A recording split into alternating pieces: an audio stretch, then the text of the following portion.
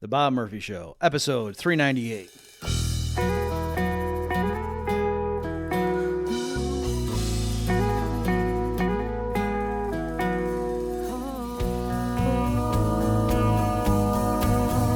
There's a tidal wave coming. What you gonna do? Get ready for another episode of The Bob Murphy Show, the podcast promoting free markets, free minds, and grateful souls. It's your source for commentary and interviews, conducted by a Christian and economist. Now here's your host, Bob Murphy.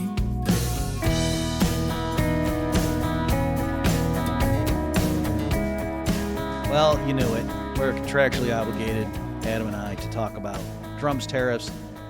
We are trying to be one level above the normal fodder where we're commenting on the other arguments we've seen. So I hope this will be some value add for you folks. Plus, a rarity on these things, I actually show some charts, all right? And not too many of them, but anyway, so you may want to be in front of a computer for this one. Without further ado, here is Adam and my conversation about Trump's tariffs. Hello, Bob. How you doing? Hey, Adam. I'm doing better than the stock market, am I right?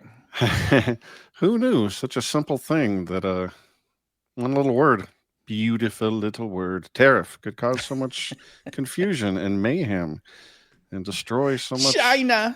Sorry, go ahead.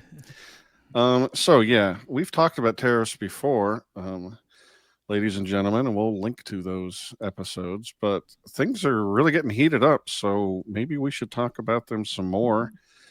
And what they are, what their effects are, whether we should hate them or love them, be afraid of them, and specifically some of the arguments that you'll see bandied about, pro or con, and whether those arguments make sense. And in particular, I would definitely want to make sure we hit Adam. I am open to the idea because, as we'll see, folks, and those of you who know my work know that for me, like the case against tariffs is overwhelming. Like it's just, there's 9 different ways of seeing it. And once you quote see it, it's like, oh, and yet what's been astonishing to me is not that, oh, the government's doing something I think is dumb. Like that's pretty, that happens all the time, news at 6, but there are Twitter accounts, just to give the examples of what I mean. There are Twitter accounts run by Thomas Sowell fans and Frederick Bastiat fans who were not giving super nuanced, well, if they use the revenue from the tariff to reduce income tax, but no, like using pretty standard protectionist rhetoric to defend the tariffs and mocking the opponents. And people like on the Thomas Sowell were posting video of Thomas Sowell himself aghast at this. And like, what are you doing? And so anyway, like that's really what's astonishing to me. And I'm just, my world is crumbling that I'm wondering what the heck have like the free market economists been doing for the last 20 years? Like, in other words, there are people in our fan base who are just like, yeah, because, anyway, so that's what I'm trying to get at the bottom. And I know a bunch of my colleagues, when I posted thoughts along these lines on Twitter, were basically, oh, it's because they're all stupid, Bob. It's not your fault. We're awesome. If the world, if you're not gaining traction, it's because everyone's stupid. And, my line was, if half the class bombs the tests, the teacher's doing something wrong. Like, yeah, you can come up with scenarios and all in this school district and the kids really were bad and it's not that, but that's kind of, I think, a general rule. If half the class bombs the test, teacher's doing something wrong. So I really do want to figure out in this discussion that you and I are about to have, what are my blind spots here that I was not expecting this to happen. Oh, I have some educated guesses. Okay. Like, for example, I will say that the percentage of the country in favor of tariffs was much, much smaller 10 years ago, say. Mm-hmm. And I think, we've had a big increase in this country and in parts of Western Europe in nationalism as protection against globalism. And so this view of tariffs feeds into that. Mm-hmm. And then an even bigger thing, I think, is what we went through in COVID when the supply chains got disrupted and people started to get freaked out that maybe it's super unwise to have so many things that we rely on coming from so far overseas, such that if something bad happens, we can't get access. And hey, what if they just decide they don't like us anymore? And the CCP decides it's illegal to sell blah, blah, blah to Americans. Right. So there's that vulnerability. And then there's always been the national security carve out. You know, we can't, we have to have tariffs on steel because we need steel to build battleships and aircraft carriers. And what if we go to war? So I think they're, as we talk about a lot, it's usually the emotion or something else that causes the conclusion, and then you reason backwards to figure out why you have that conclusion. And so I think a bunch of that stuff is just sort of cooking around in people's guts, making them think in terms of protecting the nation's something, balance of trade, manufacturing capacity, stuff. Okay. Yeah, and that dovetails with what I'm seeing. For example, this is literally today as we're recording this, that I was seeing this element. So folks, we're recording this on April 7th, and it's day, I think 3 of the market super fallout from this stuff. And so now I've seen making the rounds, Adam, I don't know if it's on your radar, that younger people saying stuff like, oh, I'm supposed to feel bad because a bunch of boomers' stock portfolios getting hit when they were willing to ruin my future because they were afraid of a virus that was going to, they had a 99.7% survival rate and blah, blah.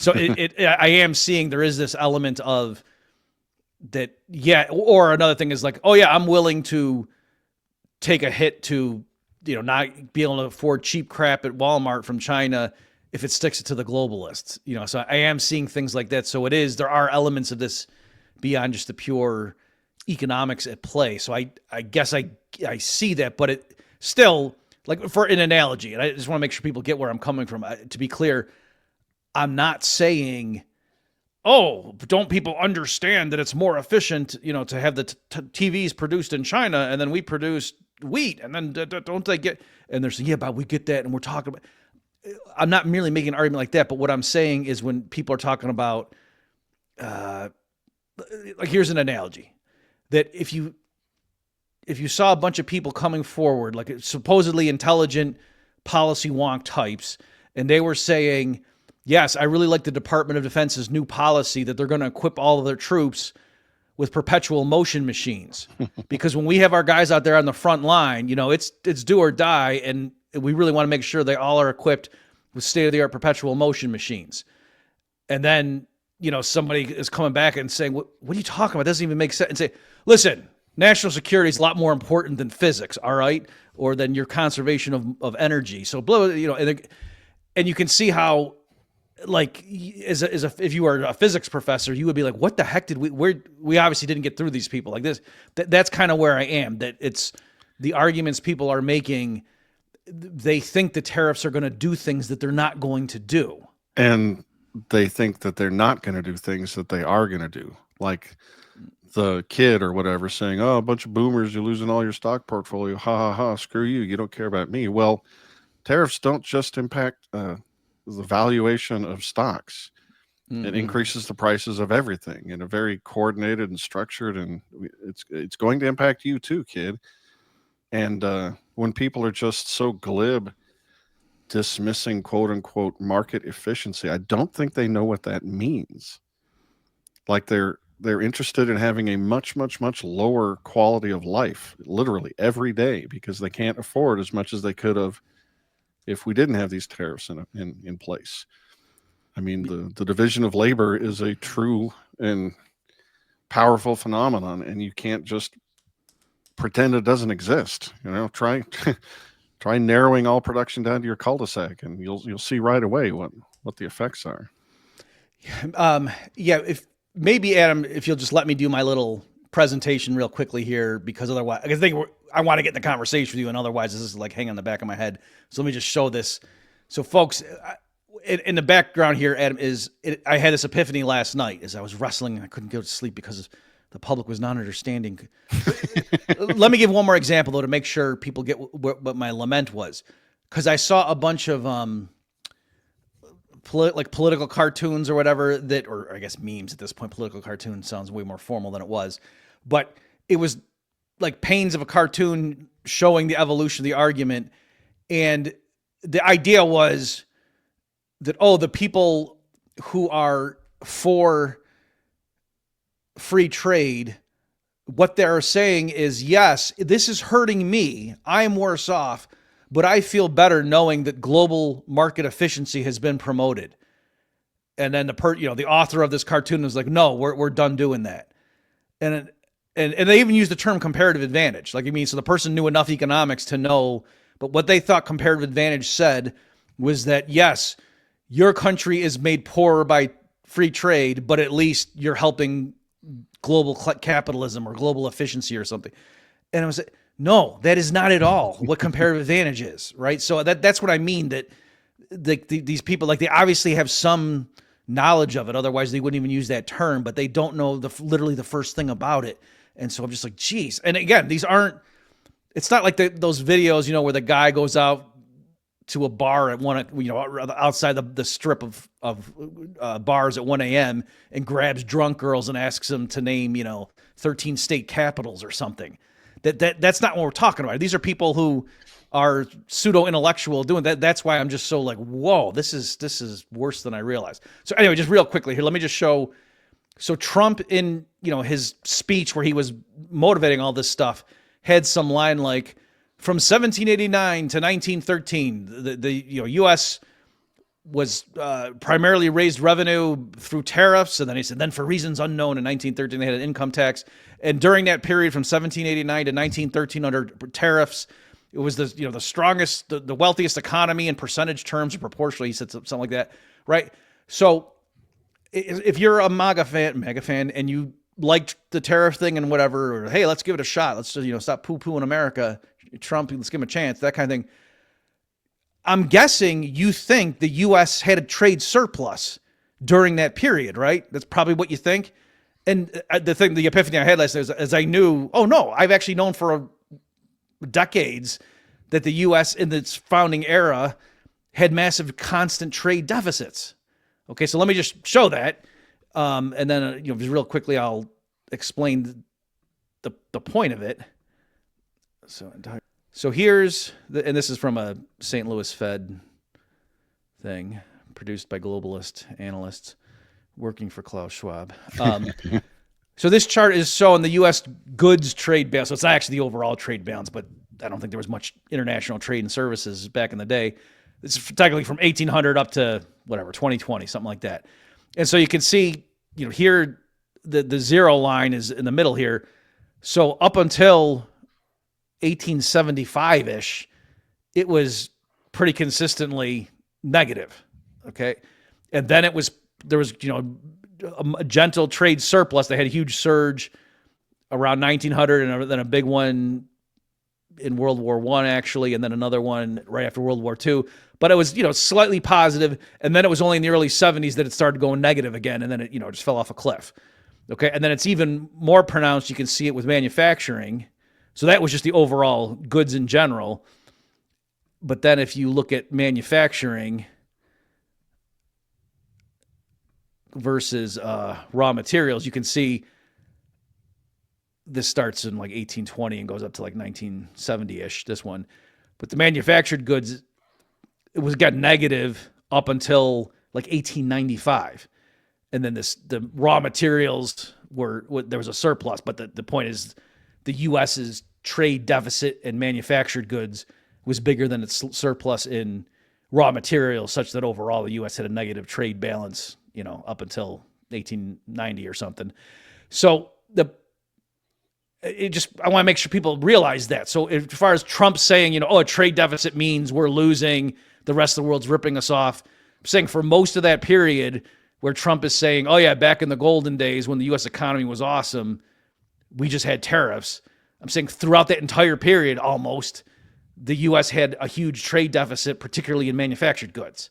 Okay. And so the point I want to make is that I've been making all these different podcasts that I've been doing and writing on this stuff, is a trade deficit isn't necessarily a bad thing. Right. And so the early period, I agree with Trump that, yeah, the U.S., that trade deficit was consistent with it being an economic powerhouse. And the idea is, I could do a thought experiment and I even had this, I wrote a novel some may know called Minerva about these anarcho-capitalist guys buy some little tiny island in the Pacific from some, despot, and they put in Rothbardia.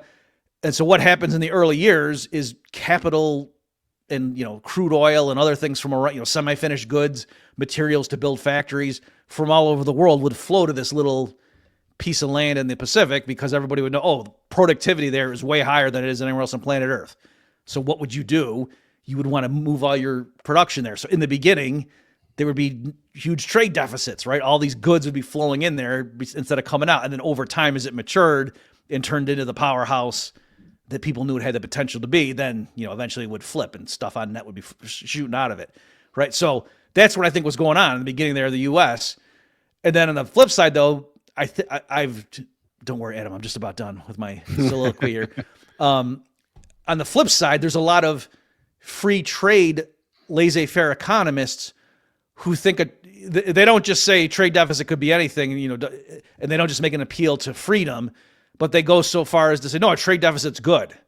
And they, and they'll say things like that are also wrong.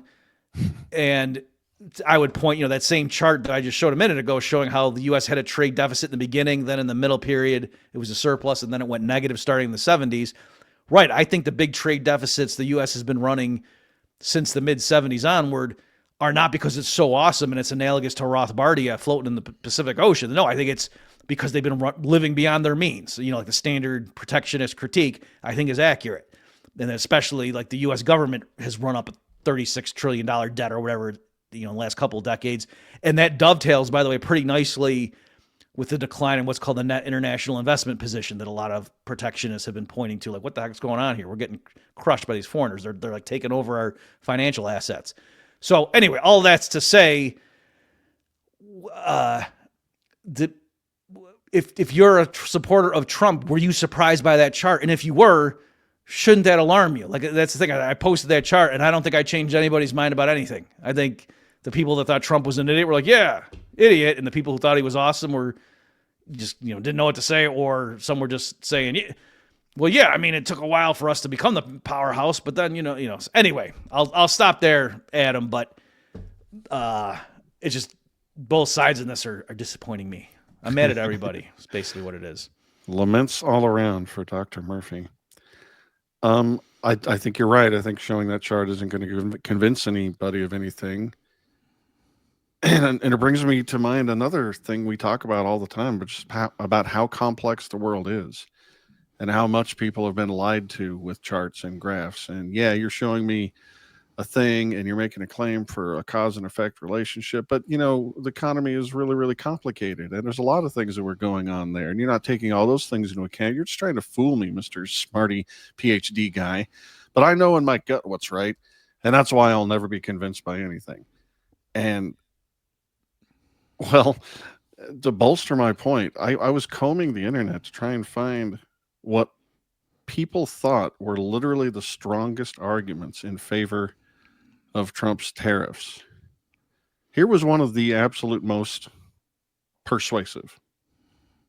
Hang on. You mean according to them, or you mean the ones you've personally according to them? Okay.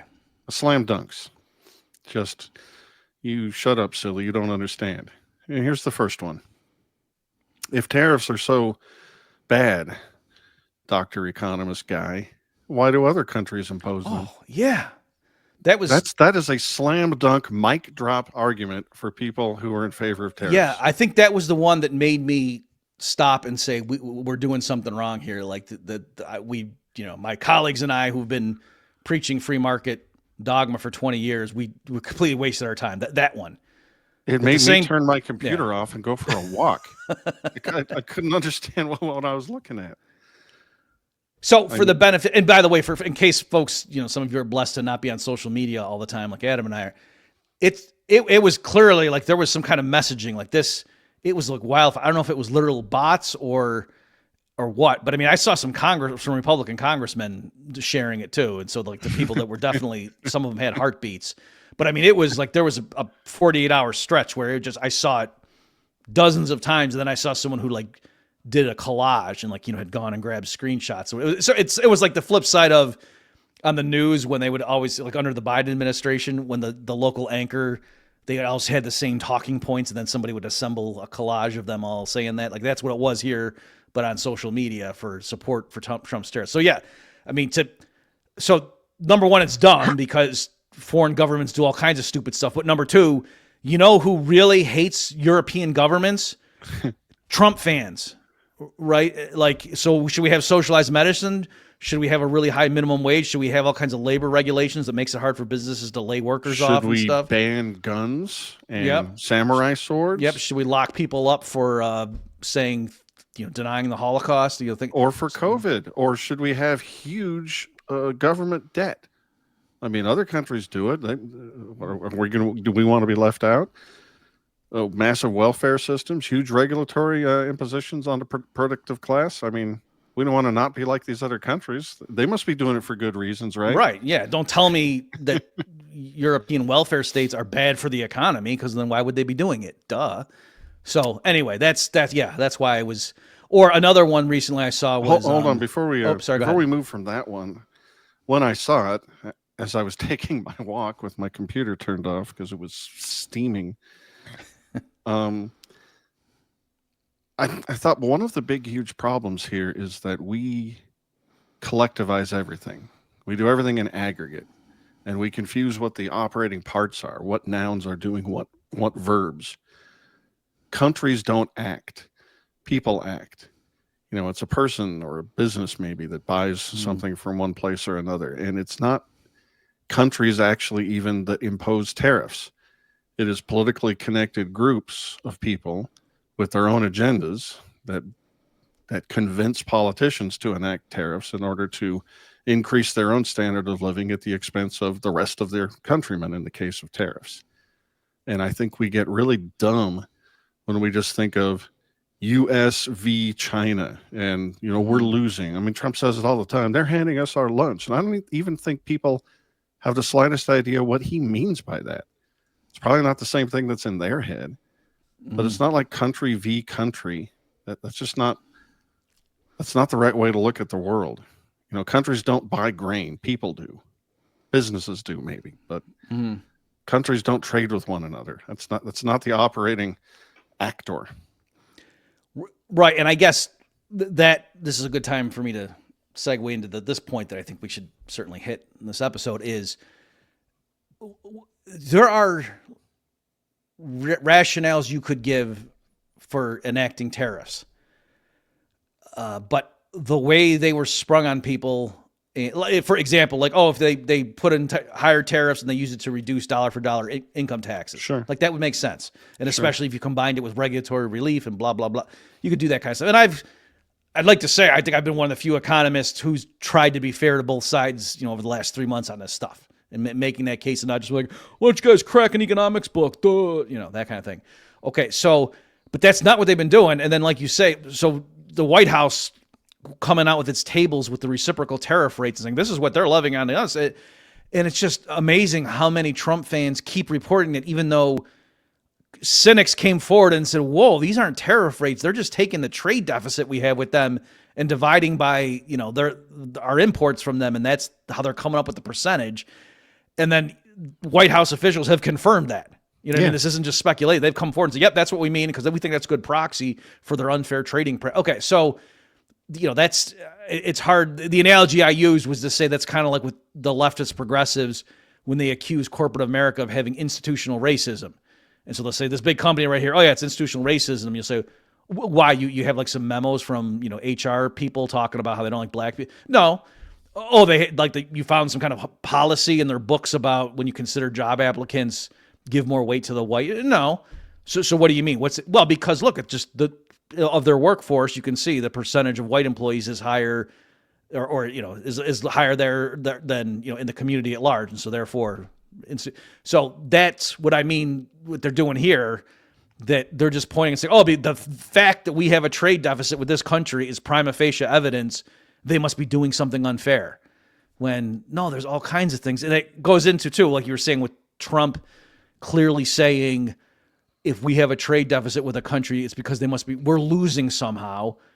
What's so crazy about that is even in terms of his own private business, that's not how you would do business, right? As a real estate developer, surely what you would care about is the profit and loss statement for the business as a whole, not looking and saying, hey, this company that sells bricks, it seems like year in and year out, Trump Enterprises keeps buying more bricks from them than they buy of our hotels. What the hell's going on here? They're kind of ripping us off. It would be insane.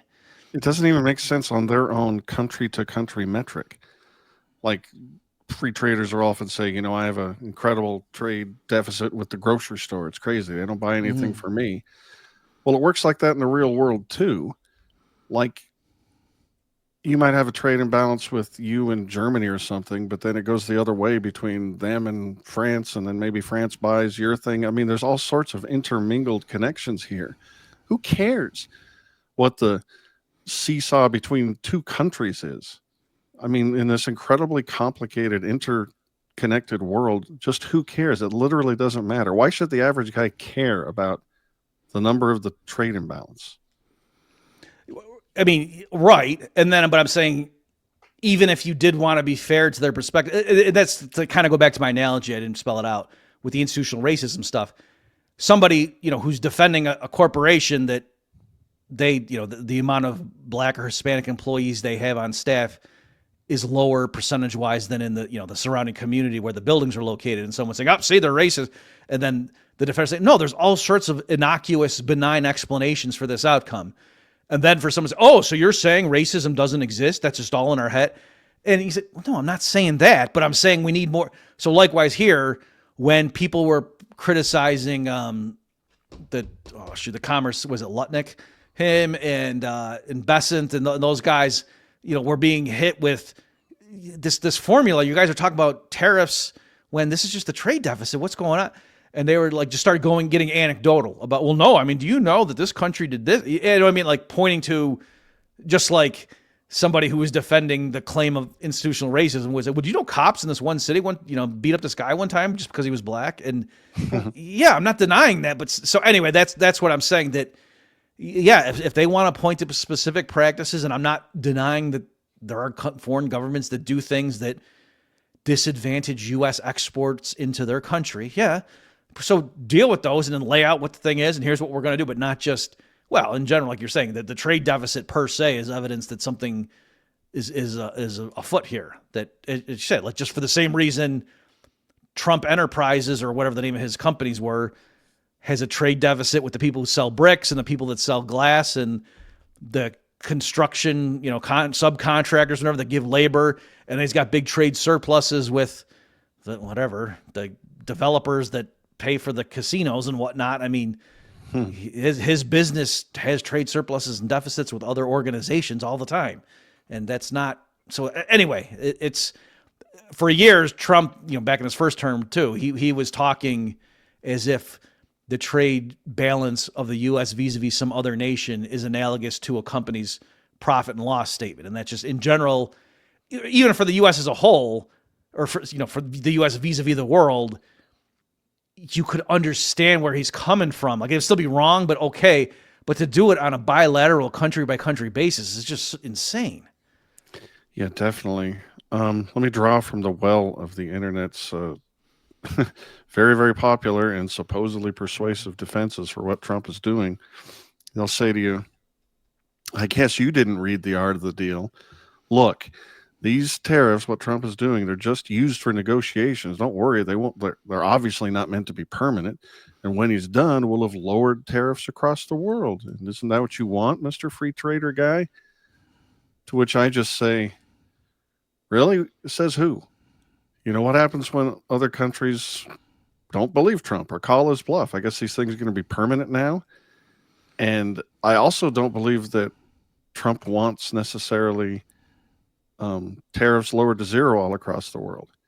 I think he wants to use the power of government to force companies to bring manufacturing back to America, because in his head, that means we're a better country. We're making America great again by getting us down to the middle of the chart you were just showing, where we manufactured more than we and exported more than we imported.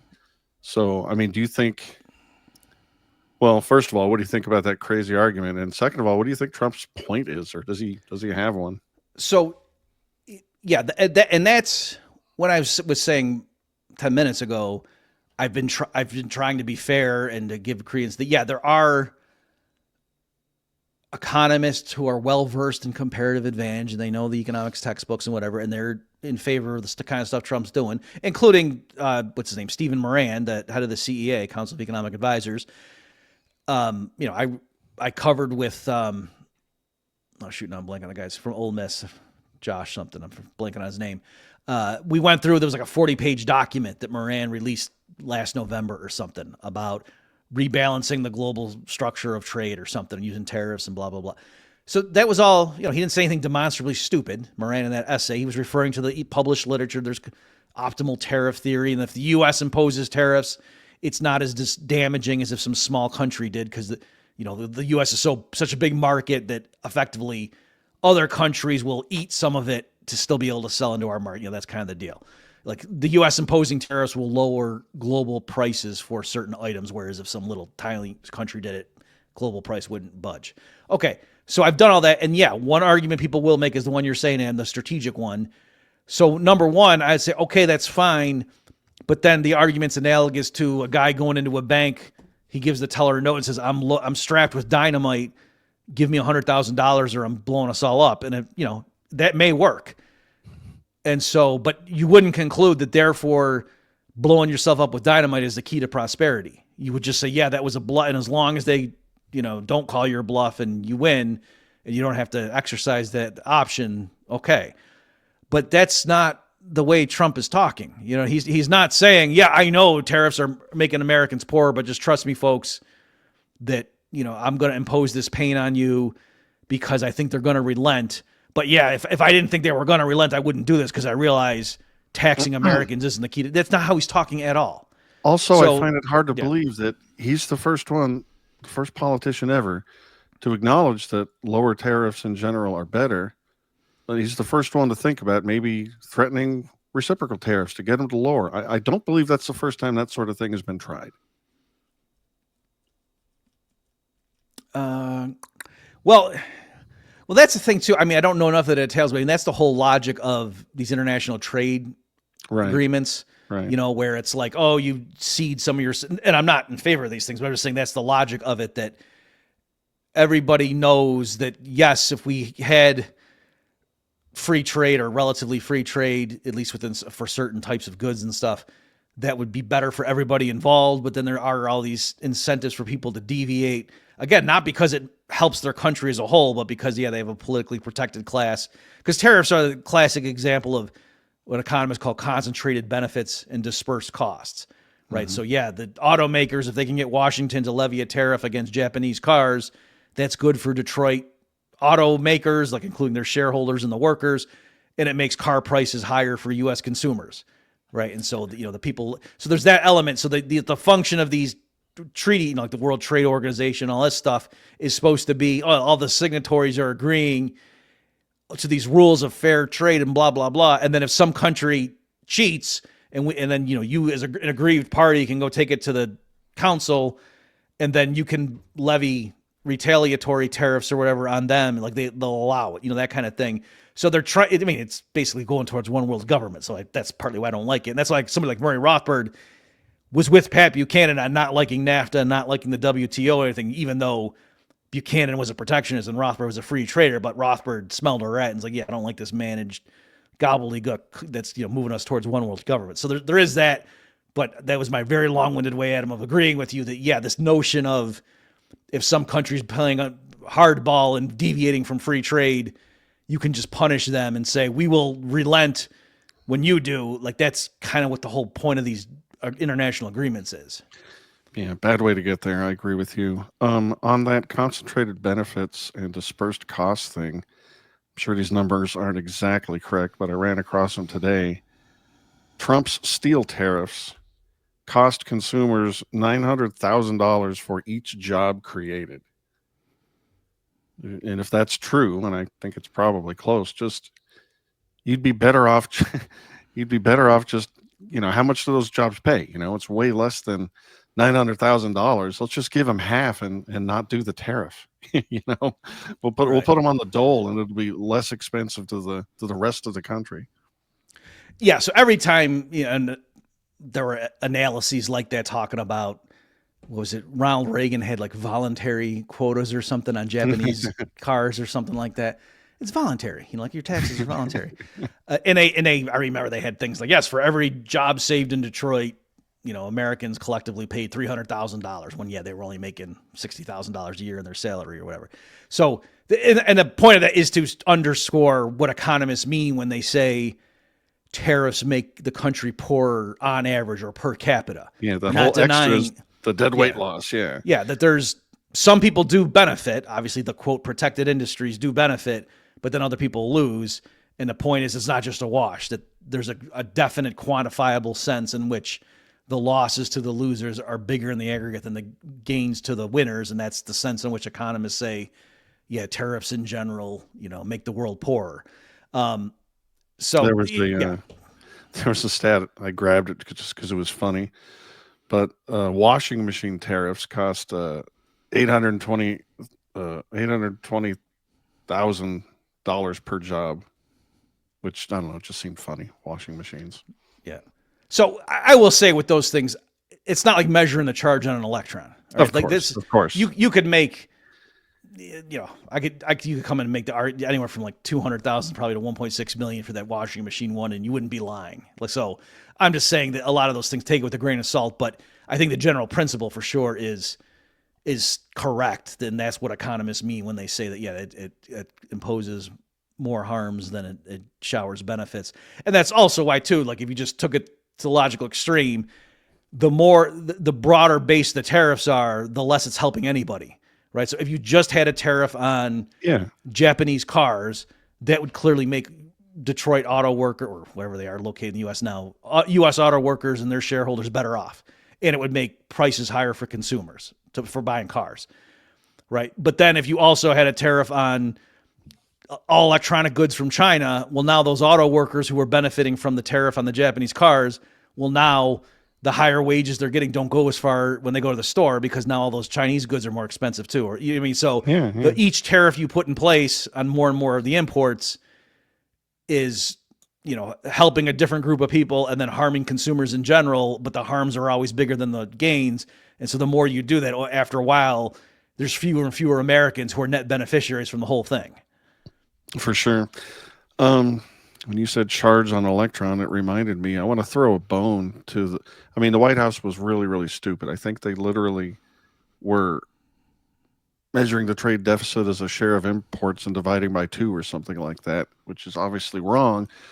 On the other hand, there's a bunch of other stuff that countries do that protectionists would call, not fair. Right. Like quotas or whatever the value-added tax does, or currency manipulations, or there's a whole basket of things people, and obviously to do a presentation in a rose garden, they're not going to be able to disentangle all of that. So do you have anything you want to say about those extra things and how they're like tariffs or not like tariffs? Or yeah, and again, so just to tie it back, I was saying I'm not denying those things exist. It's just to come up with and just to say we're going to tariff the world because of this, because we can point to some anecdotal, like that's kind of nutty.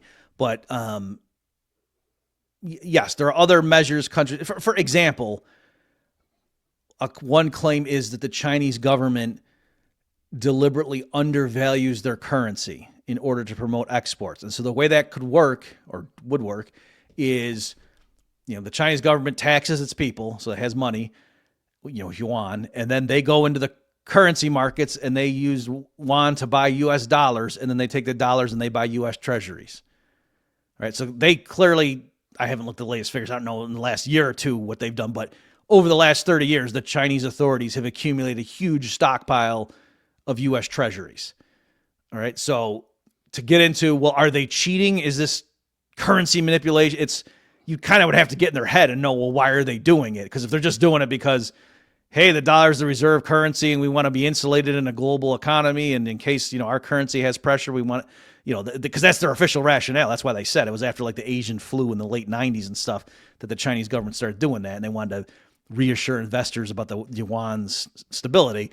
But the point is, in so doing, what does that do? That makes the dollar stronger against the yuan than it otherwise would be, right? And so then that makes it harder for Chinese people to import U.S. goods, right? Because the stronger the dollar is for a given dollar sticker price, our goods are more expensive to them. And then vice versa, the stronger the dollar is for a given yuan sticker price of goods made in China, American consumers are like, oh, that's pretty cheap. Just like if you're a tourist and you go to some foreign country and you're looking at the menu and stuff and it's in their currency and you're like, well, how much is this? It depends on what the exchange rate is, right? So the better the exchange rate, like the cheaper it is to you. So that's the deal. So that's one allegation, that the Chinese authorities, by them deliberately weakening their currency, and how do they do that? By loading up on U.S. Treasury debt that makes it harder for us to export to them, in addition to all the other obstacles they may put in the way.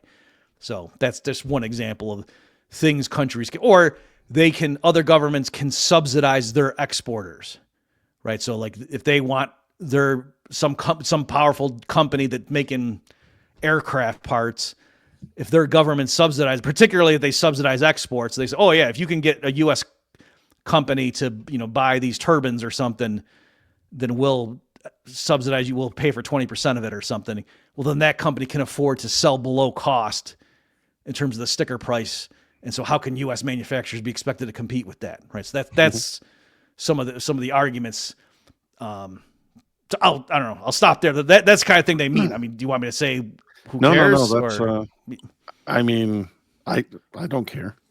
Well, I mean, just to fit it real quick. So in the limit, like if some foreign government wanted to just spend a bunch of money accumulating TVs and just giving to Americans for free, that would make it hard to be a TV manufacturer in the United States. But on the other hand, we're getting all these free TVs, right? And that's kind of like going back to Bastiat's petition of the candle makers, that in the limit, is it making us poorer that we get all this sunlight during the daytime for free?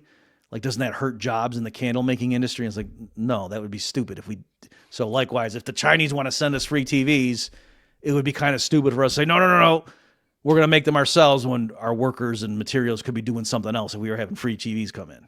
Yeah, that reminds me. Don't we end this episode? I have a Bastiat quote that is appropriate. In the original French? Would you like me to pretend to be suffering electric convulsions and try to pronounce it? No, I'm just going to say it in English. All right. As you were speaking, in the limit, what if they just gave us all the TVs? I guess nationalists and people just predisposed to think America ought to make everything would immediately have an intuition that if they were just dumping TVs to the point where there's just no point us even investing in TV manufacturing, well, what about when the other shoe drops and they take advantage of our weakness in manufacturing and now they've got us over a barrel? And, people will just think like that. We're being taught to be completely dependent on the great TV gods for our TVs, and then we'll be vulnerable to them in some way.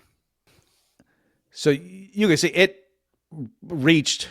I was trying to find a bigger, a chart that went back further, but so this is an index and it's in real terms.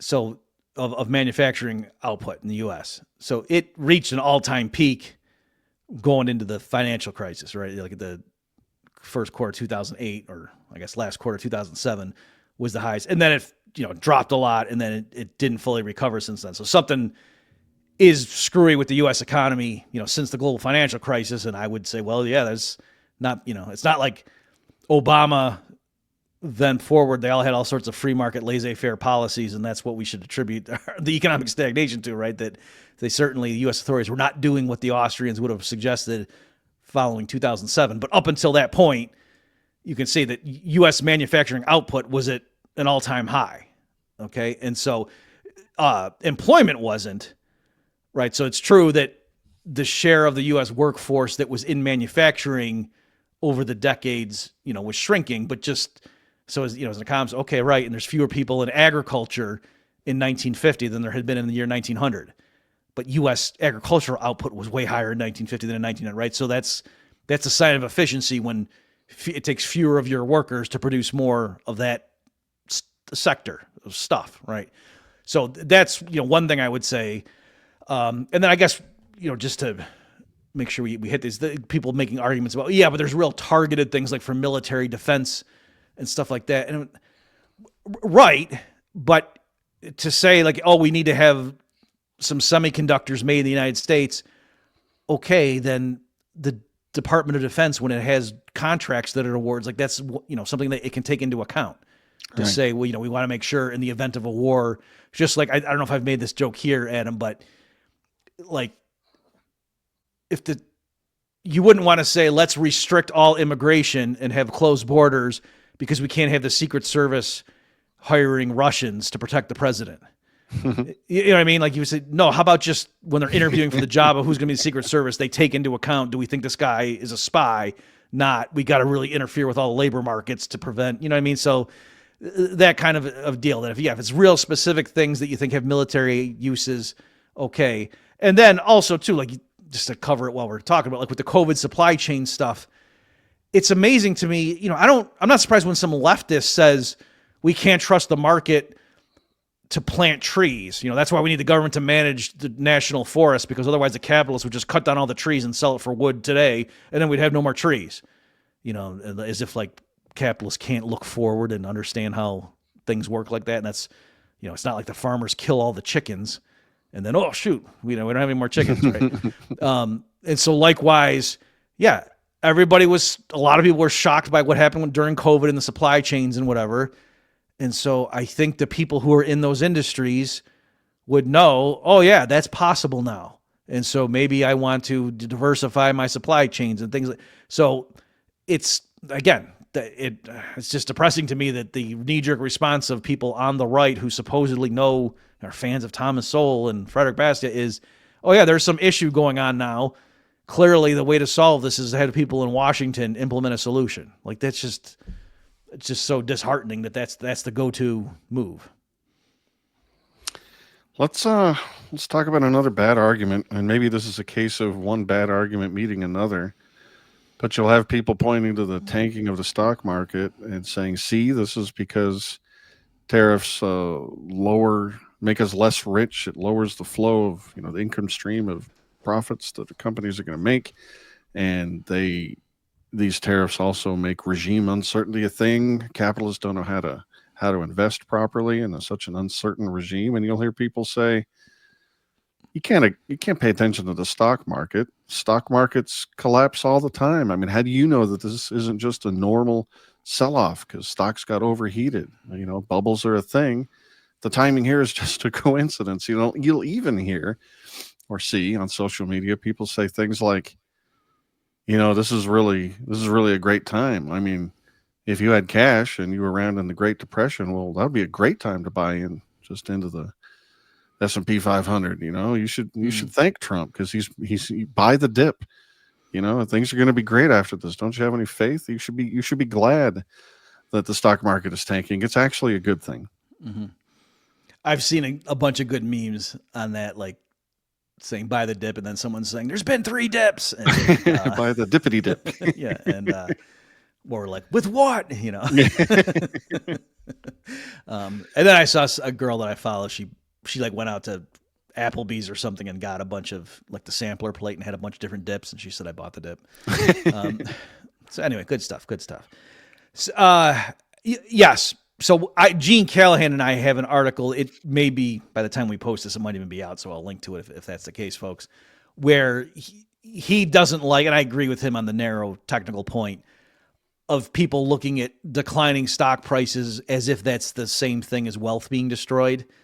Like, oh, Trump destroyed $30 trillion of wealth today. Good job, Donald. That strictly speaking, a price going down is, the one party gains and one loses, that kind of thing. So there's that element to get real specifics. But I think you're right that clearly stock prices are partly a reflection of expectations of future dividends and things like that. And yeah, if people think think that global trade is going to be severely hampered by this stuff and the retaliation that might come, falling stock prices are a good indication that the people with money on the line are betting that this is not going to go well. The thing that about all this that really annoyed me was to see Trump fans retweeting Robert Reich, who said in 2020 when Biden came in that, again, the market tanked for some reason. I don't remember what the context was. and Robert Reich was giving statistics about like, oh, the top 1% own this many percent of the S&P 500. And he said, remember, the stock market's not the economy. So he was doing that to tell right-wingers lay off Joe Biden at the time. Right. And then now Trump fans are retweeting it, where I'm sure, number one, the Trump fans did not retweet that back, when it was Biden. And number two, I'm sure Robert Reich was not running around today or last week saying, no, let's not hold it against Donald Trump because of the stock market. And I'm sure, no, he was probably running victory laps about this shows, what an idiot Trump is, doesn't even know how tariffs work. So, that's what all this stuff, and I'm sure you saw, Adam, too. People found clips from Chuck Schumer and Nancy Pelosi from back in the day when they were like sounding just like Trump as far as China and whatever. And that's like, oh yeah, I remember back in my day, I'm old enough to remember when Republicans hated Russia and the Democrats wanted, to have diplomacy, and Republicans were for free trade and the Democrats were the ones that, distrusted China and stuff. That's kind of interesting. It just goes to show it's always the same thing. I have this opinion of mine about good and bad, and I'm just going to reach up onto the shelf and find whatever justification kind of makes sense. Yep. And the fact that I'm a complete and utter hypocrite, so what? I have an interesting argument I want to fling at you. It's from a friend of mine who I don't want to name. I doubt I don't think he'd mind, but we've only got two, so it's kind of easy now to narrow it down. Be able to figure it out. Don't need the NSA for that. I was about to argue that, countries don't, it's cronies that advocate for tariffs, as we were discussing. It's Detroit wanting protection for their jobs at the cost of higher car prices for the rest of their countrymen.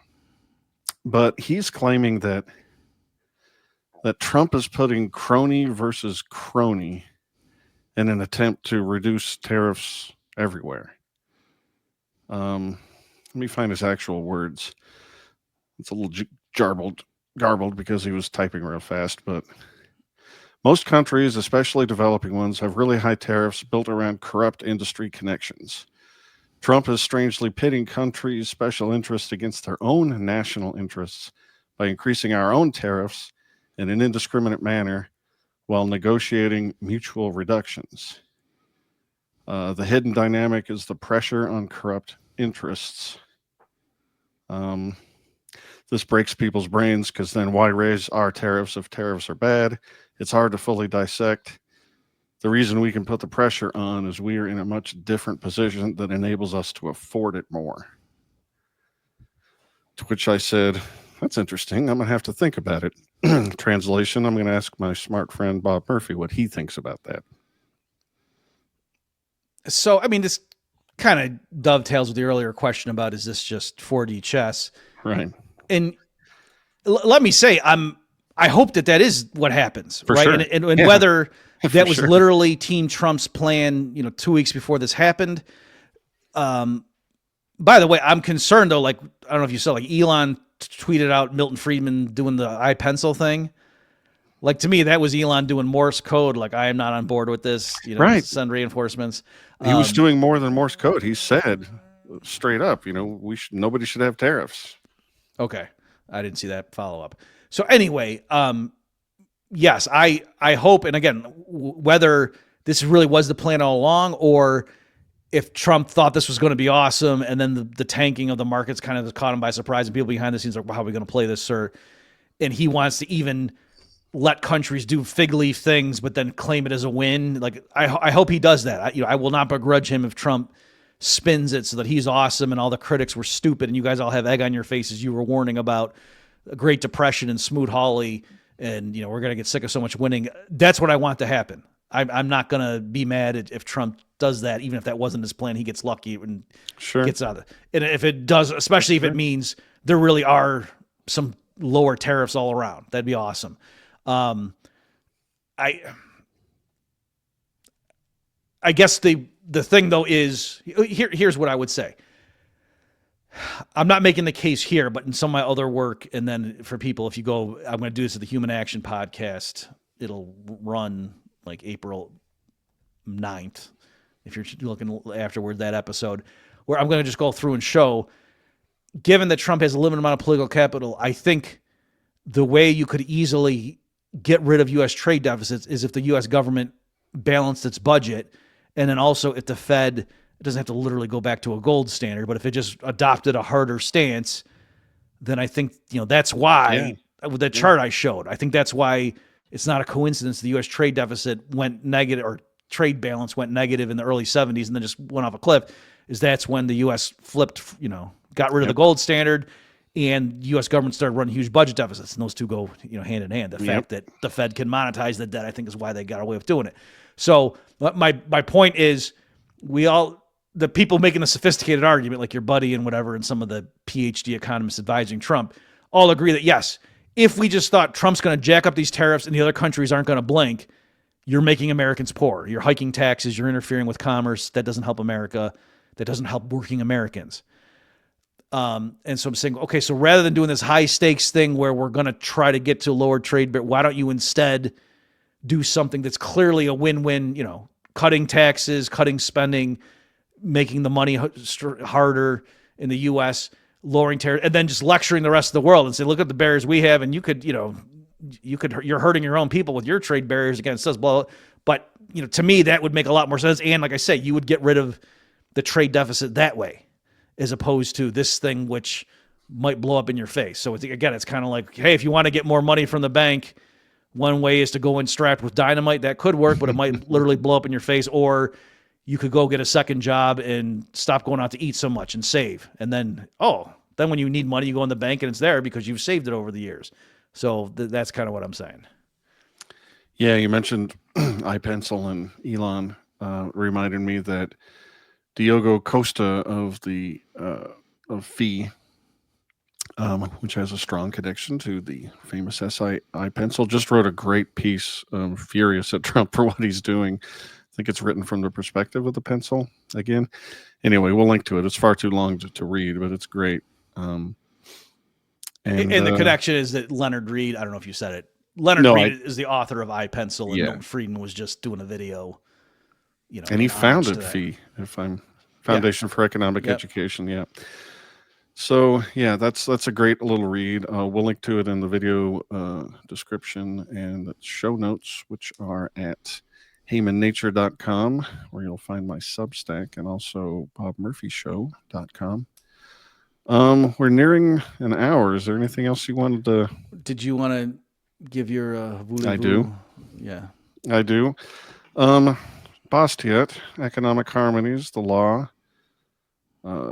Broken Window Fallacy, The Seen, the Unseen. He said about tariffs this, quote, protectionism, socialism, and communism are basically the same plant at three different stages of its growth. And I love that. A, it's very timely, and B, I hate seeing this right-wing populist movement embrace protectionism, because once you start thinking that way, then government control in all sorts of aspects of life starts to make sense, because why not? And I don't think Bastiat is wrong. It's what he saw way back in the day in France, and I think it's eternal. I guess my only lament, and I don't know that we're going to be able to do it in 2 minutes, is I did want you to help me figure out, like, how did this happen? Like, how can it be? It doesn't surprise me that Republicans in general are bad on this. Okay, fine. But the people that have studied economics or whatever, why are they embracing tariffs so much? And I guess one answer is you're saying, well, a lot of them have more sophisticated what Trump's saying, he's just doing that, and really he's doing 4D chess, so they do kind of know that tariffs per se are bad, and okay, that's all right. But anyway. Oh, well, I think they yearn for, trad wife is a thing again. I think people, you'll see pictures of the family, the wholesome family in the 50s, and this is what leftists think is bad. I think they yearn for a period in time where they perceived as America being much more healthy, and maybe it was. And one of the elements of that, as well as your daughters and sons not being confused about what gender they are. But the one big thing is that you could have a single earner for a household and do very, very well and retire comfortably. And I think that they think that the reason we're not like that anymore is evil Klaus Schwab style globalism, and businesses just got greedy and went chasing cheap labor, and you need a big strong government to try and fix that.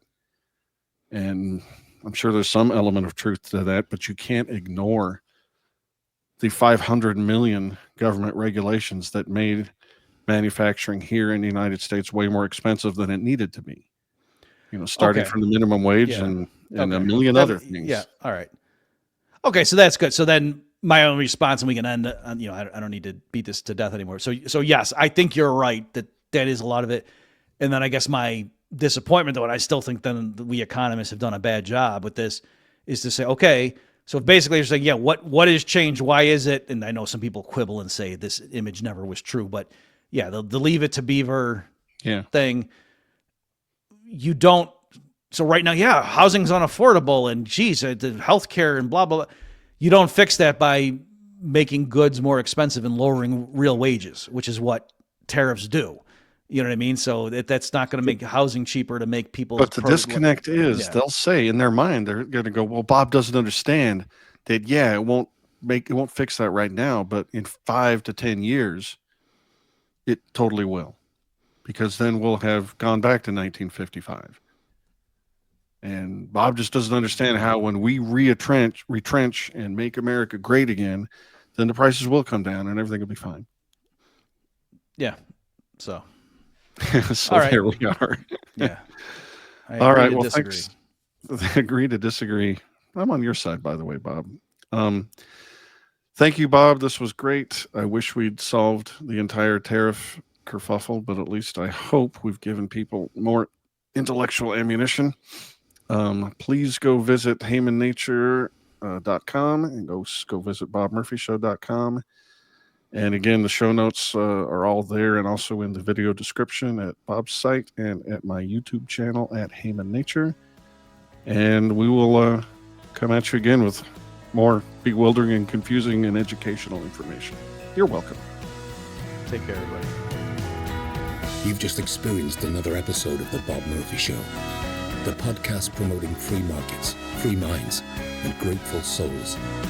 For more information and to subscribe to this podcast, visit bobmurphyshow.com.